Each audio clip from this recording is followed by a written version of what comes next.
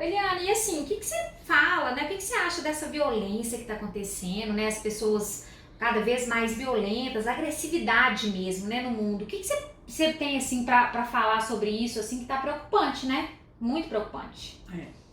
Renato, o que ocorre é que assim, a agressividade faz parte do ser humano, né? Nós precisamos ter agressividade para viver. A agressividade tem a ver com ser ativo, com ser dinâmico. Os testes psicotécnicos, inclusive, eles usam medir a agressividade da pessoa, porque significa que a pessoa tem um componente de empreendedorismo. Então, é importante ser agressivo. O que acontece é que nós estamos deixando de ser agressivos para sermos violentos.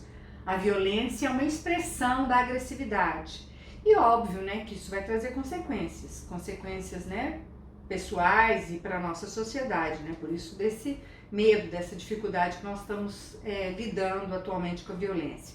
E pior do que a violência ainda é a questão do ódio, porque o ódio é um sentimento que as pessoas mantêm dentro delas e expressa, né, das mais diversas formas, né? Contra o outro e às vezes até contra si mesmo, né? Através do sentimento de culpa, através das automutilações. Então é óbvio, né, que é preocupante, mas eu percebo que só está aumentando muito por influência dos líderes, né? Os líderes que se apresentam através da mídia, né? Das propagandas que precisam vender os afetos e dos líderes dos nossos grupos, né? Quando nós pertencemos a um grupo, nós compramos, né? Nós absorvemos aqueles ideais, aqueles valores e aí nós vamos levar a violência para o outro grupo. Então é nessa divisão, né, entre o eu e os outros, né, entre os nós e eles. Você acha que a questão da impunidade também ajuda isso ou não? Não, até que eu percebo que há um movimento, né, um movimento da justiça de punir e penso até que as coisas têm caminhado para a eficiência nesse sentido. Mas o problema é que o próprio sujeito, ele pensa que ele não vai ser atingido. É uma ilusão. A impunidade está aí e ela acontece. Ou melhor, né? As punições, elas estão aí e elas acontecem. Só que o sujeito, ele tem uma ideia de que com ele não vai acontecer, que ele vai passar impune. E é triste, né, Eliana? Porque a gente realmente está vivendo isso.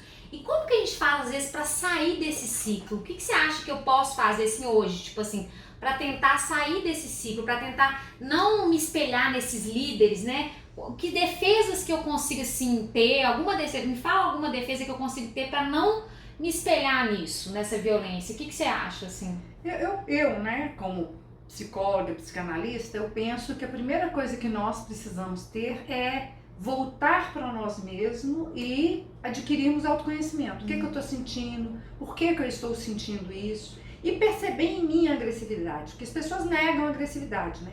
Você pergunta para ela, você está com raiva? Ela fala, não, tô com raiva não. Tá tudo ótimo. Só que ela tá assim a ponto de explodir. Então quando você percebe a agressividade em você e consegue transformar essa agressividade em algo produtivo, em algo construtivo, porque a agressividade ela não necessariamente precisa ser destrutiva, ela pode ser construtiva. Então você vai canalizar isso, você pode canalizar para a arte, você pode canalizar para o seu próprio empreendedorismo, você pode canalizar para falar sobre isso, né?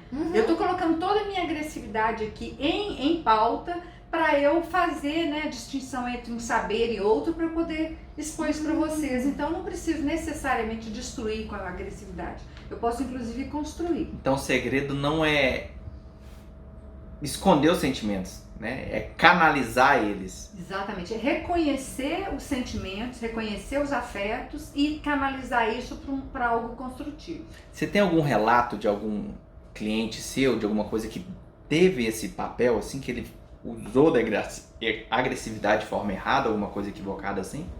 Eu tenho um relato de um adolescente que eu atendi há muito tempo. Os pais dele falavam que ele era um menino encapetado, um menino endiabrado, porque ele na realidade era hiperativo, né, e não tinha assim esse diagnóstico, né, o diagnóstico de transtorno de hiperatividade, né. E aí os pais, né, dentro da minha orientação, colocar ele, por exemplo, para ser baterista, né? Ele foi colocar a agressividade dele em cima da arte, né? Hoje é um jovem de 20 e poucos anos que é maratonista, então ele faz triatlon, ele faz várias Canalizou, né? atividades físicas e ele canalizou isso de uma forma positiva.